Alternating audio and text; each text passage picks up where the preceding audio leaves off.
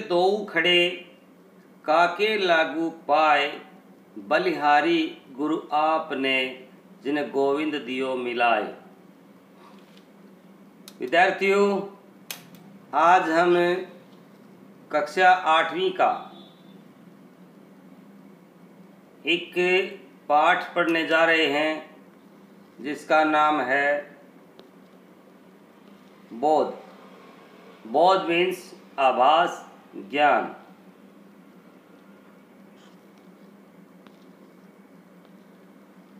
कि गुरु की महत्ता क्या होती है, ये मुंशी प्रेमचंद की एक बहुत सुंदर कहानी है। अध्यापन जो है एक बहुत ही प्रतिष्ठित पेशा है और आज के संदर्भ में गुरु की जो महिमा है वो धीरे धीरे धूमिल होती जा रही है। तो विद्यार्थियों को अपने गुरु के प्रति श्रद्धावान रहना चाहिए। वही विद्यार्थी जीवन में आगे बढ़ सकता है जो अपने गुरु के आदेश को मान करके उसकी बताई हुई सच्ची राह पर चलता है। तो देखिए, इसमें 3 पात्र होते हैं। एक दरोगा जी हैं, एक मुनीम जी हैं और एक इसमें अध्यापक हैं। दरोगा जी और मुनीम जी हैं, उनकी पगार भी उतनी है जितनी एक अध्यापक की है। पगार मीन्स सैलरी। लेकिन वो ठाठ बाट से रहते हैं और अध्यापक के पास पैसों की हमेशा तंगी रहती है। तो अध्यापक सोचता है कि मैं इस व्यवसाय को, अध्यापन व्यवसाय को छोड़ करके किसी दूसरे व्यवसाय को करूं, जिससे ताकि मेरे पास भी 2 पैसे आए, मैं भी सुख का जीवन व्यतीत कर सकूं। लेकिन एक घटना घटित होती है। वह मुनीम और थानेदार के साथ अयोध्या के लिए यात्रा के लिए निकलते हैं और यात्रा के दौरान उन्हें किन किन कठिनाइयों का सामना करना पड़ता है। और गुरु का एक शिष्य है, वो किस तरह से उन्हें उभारता है, तब गुरु की महत्ता का उन्हें आभास होता है। उसके बाद उन्होंने कभी भी इस व्यवसाय को छोड़ने की बात नहीं कही। तो आइए पढ़ते हैं। पंडित चंद्रधर एक स्कूल में अध्यापक थे। तो अध्यापक का नाम क्या है भाई? पंडित चंद्रधर। क्या नाम है? पंडित चंद्रधर।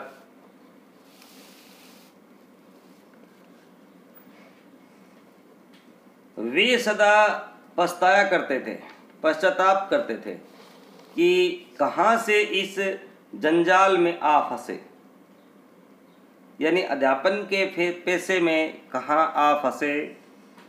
यदि किसी अन्य विभाग में नौकर होते तो अब तक हाथ में 4 पैसे होते, आराम से जीवन व्यतीत होता। यहाँ तो महीने भर प्रतीक्षा करने के बाद ही 15 रुपये देखने को मिलते हैं, वे भी इधर आए और उधर गायब, यानी 2 दिन में सैलरी समाप्त। न खाने का सुख है न पहनने का आराम। पंडित जी के पड़ोस में 2 महाशय और रहते थे। एक ठाकुर अतिबल सिंह जो थाने में हेड कांस्टेबल थे और दूसरे मुंशी बैजनाथ जो कचहरी में दैनिक आय व्यय का हिसाब रखने का कार्य करते थे। दोनों आदमियों का वेतन पंडित जी के से अधिक न था, तब भी उनकी जिंदगी चैन की और सुख में थी। संध्या को जब वे ऑफिस से आते, बच्चों को पैसे और मिठाइयाँ देते। दोनों आदमियों के पास टहलवे थे। टहलवे होते हैं भाई जो टहल करने वाले नौकर। घर में कुर्सियाँ, मेजें, कालीन और श्यामगरियाँ मौजूद थी। सारे मोहल्ले में उनका रोब दाब था। उन दोनों महाशयों को आते देखकर दुकानदार उठकर सलाम करते थे। उनके लिए बाजार में अलग से भाव होते थे। 4 पैसे की चीज़ 2 पैसे में लाते, लकड़ी ईंधन मुफ्त में मिलता। पंडित जी उनके ठाट बाट देख करके कूदते और अपने भाग्य को कोसते, यानी दुखी होते, अपने भाग्य को कोसते। उन्हें साधारण पहाड़ों का भी ज्ञान न था। इस पर भी ईश्वर ने उन्हें संपन्नता दे रखी थी। संपन्नता यानी खुशहाली। किंतु पंडित जी पर बड़ी कृपा रखते थे। उनके घर कभी थोड़ा आटा, कभी दूध, तो कभी थोड़ी सी तरकारियाँ यानी सब्जियाँ दे देते थे। इसके बदले में पंडित जी ठाकुर साहब के 2 और मुंशी जी के 3 लड़कों की निगरानी करनी पड़ती थी। ठाकुर साहब कहते, पंडित जी ये लड़के हर घड़ी खेला करते हैं, जरा इनकी खबर लेते रहिए। मुंशी जी भी कहते ये लड़के आवारा हुए जाते हैं, इनका ख्याल रखिए। ये बातें इस तरह से कही जाती थी मानो पंडित जी उनके गुलाम हों। पंडित जी को यह व्यवहार असह्य था, किंतु वे उन लोगों को नाराज नहीं कर पाते थे, क्योंकि उन्हीं की बदौलत कभी कभी उन्हें दूध दही के दर्शन हो जाते और बाजार से चीज़ें भी सस्ती मिल जाती थी। विद्यार्थियों, यदि आपको अच्छा लगता है, समझ में आता है, तो कमेंट बॉक्स में लिख करके ज़रूर बताएं। चैनल पर कोई विद्यार्थी नया है तो चैनल को ज़रूर सब्सक्राइब कर ले। विद्यालय खुलेंगे तब खुलेंगे, नो प्रॉब्लम, हम निरंतर पढ़ते रहेंगे। हमारा विषय बिल्कुल पीछे नहीं छूटेगा, निरंतर मैं आपके साथ हूँ। तो बने रहिए आप मेरे साथ और पढ़ते रहिए।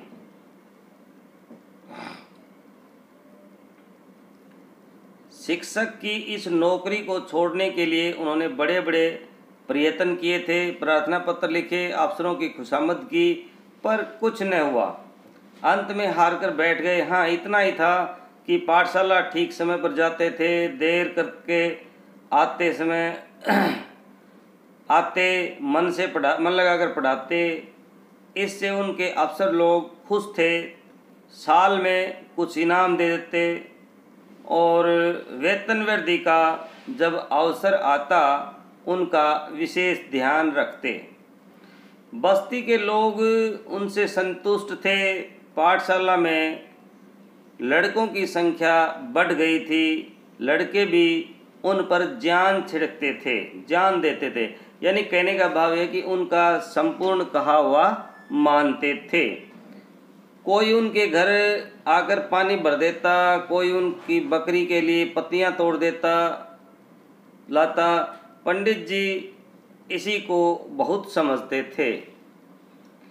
एक बार सावन के महीने में मुंशी बैजनाथ और ठाकुर अतिबल सिंह ने अयोध्या की यात्रा की सलाह की। बरसात के दिन थे, सपरिवार जाने में मुश्किलें थी, किंतु सब जाना चाहते थे।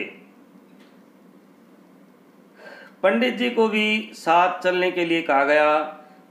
पंडित जी ने मना किया, किंतु जब उन लोगों ने उनका खर्चा देना स्वीकार किया तो वे अयोध्या की यात्रा पर का ऐसा सुअवसर पाकर रुक न सके। बिलहौर से रात के 1 बजे गाड़ी छूटती थी। ये जहाँ पे रहते थे उस शहर का नाम था बिलहौर। गाड़ी छूटती थी कितने बजे? 1 बजे। खा पी कर सभी स्टेशन पर जा बैठे। जिस समय गाड़ी आई, चारों ओर भगदड़ सी मच गई। हजारों यात्री जा रहे थे। इस उतावली में मुंशी जी पहले निकल गए। पंडित जी और ठाकुर साहब साथ साथ डिब्बे में चढ़े। डिब्बे में जगह भी बड़ी कम थी, परंतु जिस डिब्बे में ठाकुर साहब बैठना चाहते थे उसमें केवल 4 यात्री थे। ठाकुर साहब चाहते थे कि लेटे हुए यात्री उठ जाएं तो जगह निकल आए। उन्होंने एक यात्री को डांट कर कहा, उठ उठ बैठो जी, देखते नहीं हम लोग खड़े हैं। मुसाफिर लेटे लेटे बोला, क्यों उठ बैठे जी, ये आपका थाना नहीं है, ज़रा ज़बान संभाल कर बात कीजिए। यानी उन्होंने कोई इज्जत नहीं की। ठाकुर साहब, तुम कौन हो जी? मुसाफिर, हम वही हैं जिन पर आपने जासूसी का आरोप लगाया था, जिसके द्वार से आप नगद 25 रुपये लेकर के टले थे। इतने में दूसरा लेटा हुआ यात्री ठट्ठा मार करके हंसा और बोला, हाँ और साहब मुझे क्यों नहीं उठाते? ठाकुर साहब क्रोध से लाल हो गए, सोचने लगे अगर ये थाने में होते तो इनकी जबान खींच लेता। संदूक नीचे रख दी, बस थोड़ी बैठने की जगह हो जाए, उन्होंने कहा। यह सुनते ही दूसरा मुसाफिर बोला, और आप ही क्यों नीचे नहीं बैठ जाते? इससे कौन सी हेठी हुई जाती है, यानी क्या बेइज्जती होती है? यह थाना थोड़ी है कि आपके राज में फर्क पड़ जाएगा। ठाकुर साहब ने उसकी ओर भी ध्यान से देखकर पूछा, क्या तुम्हें भी मुझसे कोई बैर है? मैंने तुम्हारा क्या बिगाड़ा है? तुम्हारी तो सूरत भी मैंने नहीं देखी है। दूसरा मुसाफिर बोला, आपने मेरी सूरत न देखी होगी पर आपके डंडे ने देखी है। इसी गांव के मेले में आपने मुझे कई डंडे लगाए थे, मैं चुपचाप तमाशा देख रहा था, पर आपने आकर मेरा कचूमर निकाल दिया। मैं चुप रह गया, परंतु घाव दिल पर लगा हुआ है, यह कहकर उसने पांव फैला दिए। पंडित जी अब तक चुपचाप खड़े थे, डरते थे कि कहीं मारपीट न हो जाए। अवसर पाकर ठाकुर साहब को समझाया। जो ही तीसरा स्टेशन आया, ठाकुर साहब ने बाल बच्चों को वहां से निकालकर दूसरे डिब्बे में बैठाया। उन दोनों दुष्टों ने उनका असबाब उठा करके जो असबाब में जो सामान था उठा करके ज़मीन पर फेंक दिया। जब ठाकुर साहब गाड़ी से उतरने लगे तो उन्होंने ऐसा धक्का दिया कि बेचारे प्लेटफार्म पर गिर पड़े।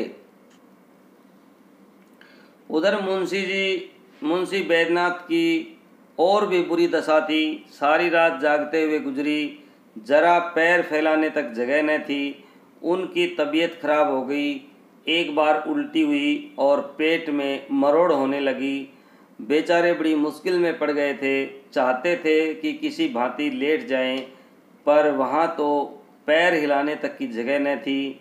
लखनऊ तक उन्होंने किसी तरह सहन किया। आगे चलकर बेहोश हो गए। एक स्टेशन पर उतरे, प्लेटफार्म पर लेट गए। पत्नी भी घबराई, बच्चों को लेकर के उतर गई, पड़ी असबाब उतारा, परंतु जल्दी में ही ट्रंक उतारना भूल गई। ट्रंक बड़ा बक्सा। गाड़ी चल दी। दरोगा जी ने अपने मित्र की इस दिशा में देखा तो वे भी उतर पड़े। मुंशी जी की दशा और बिगड़ गई थी। जवर, पेट में दर्द, नसों में तनाव और दस्त। स्टेशन मास्टर ने यह हालत देखा तो समझे कि हैजा हो गया है। हुक्म दिया, रोगी को अभी बाहर ले जाओ।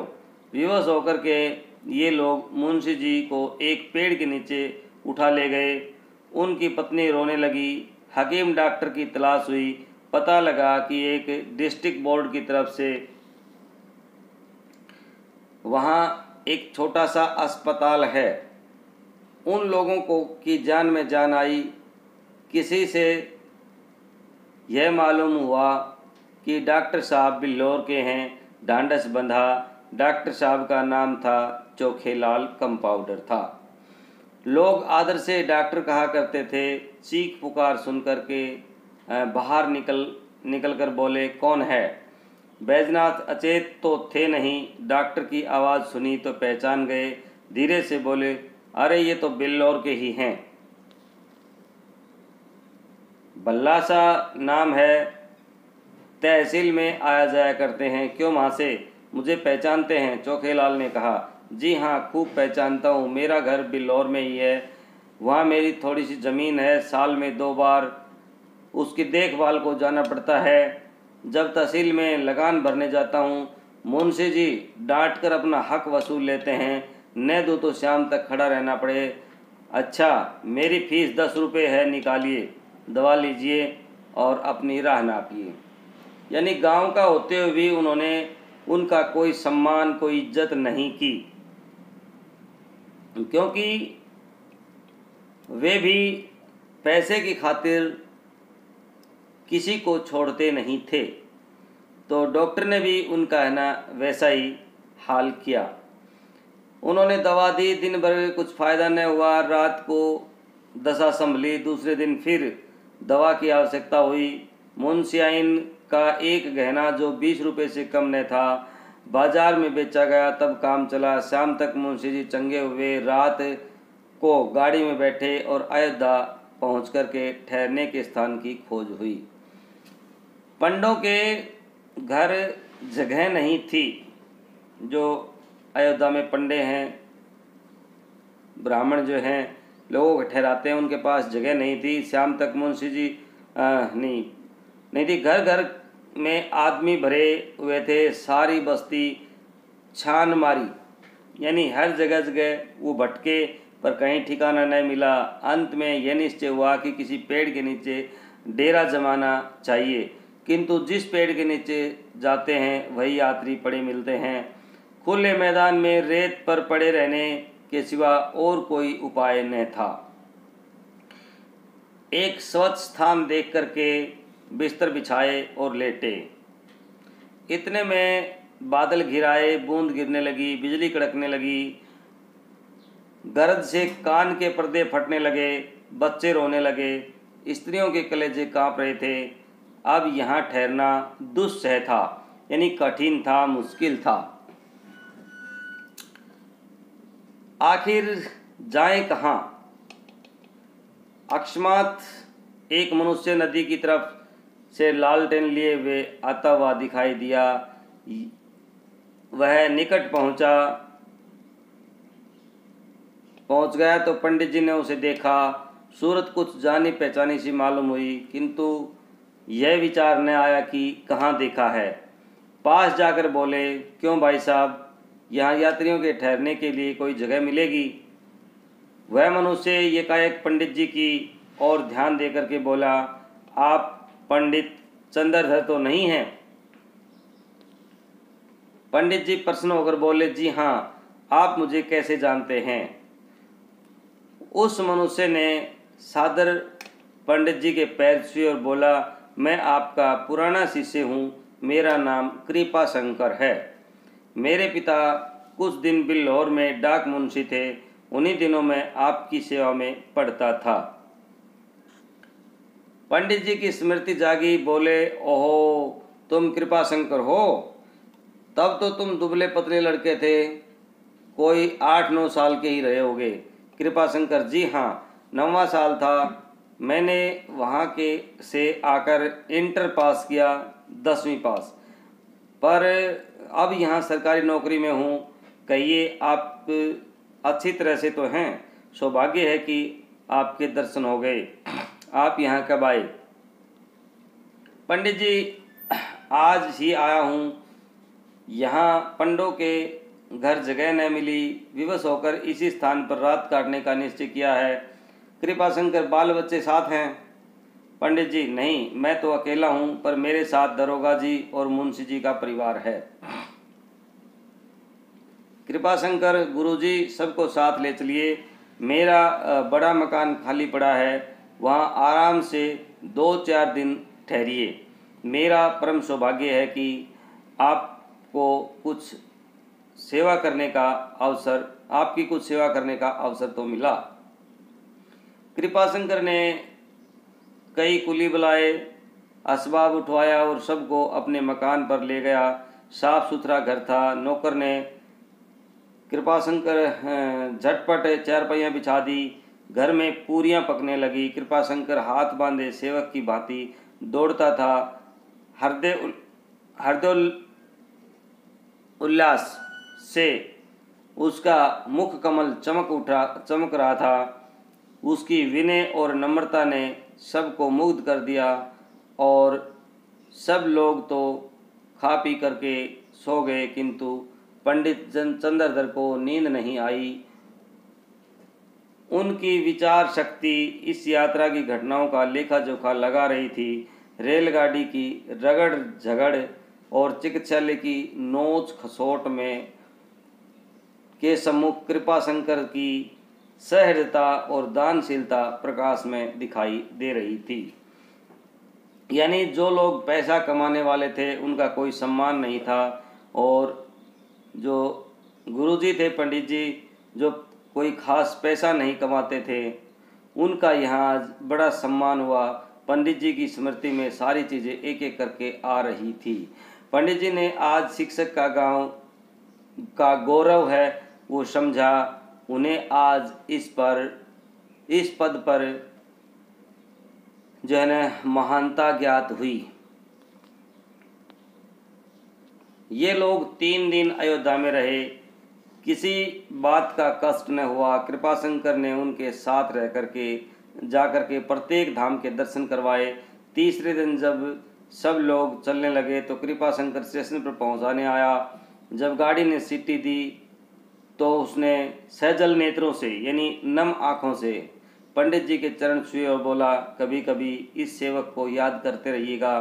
पंडित जी घर पहुँचे तो उनके स्वभाव में कुछ परिवर्तन हो गया था। उन्होंने फिर कभी किसी दूसरे विभाग में जाने की चेष्टा नहीं की। मुंशी प्रेमचंद। तो ये थी अपने गुरु की महत्ता महिमा। प्रत्येक विद्यार्थी को इसे समझना चाहिए। इसमें कुछ कठिन शब्द आए हैं, वैसे मैंने साथ साथ बताए हैं, फिर भी देख लीजिएगा। जंजाल, मुसीबत, व्यतीत होना, बीतना, आय व्यय, आमदनी और खर्चा, टहलवा, सेवक, नौकर, कूदना, मन में मन दुखी होना,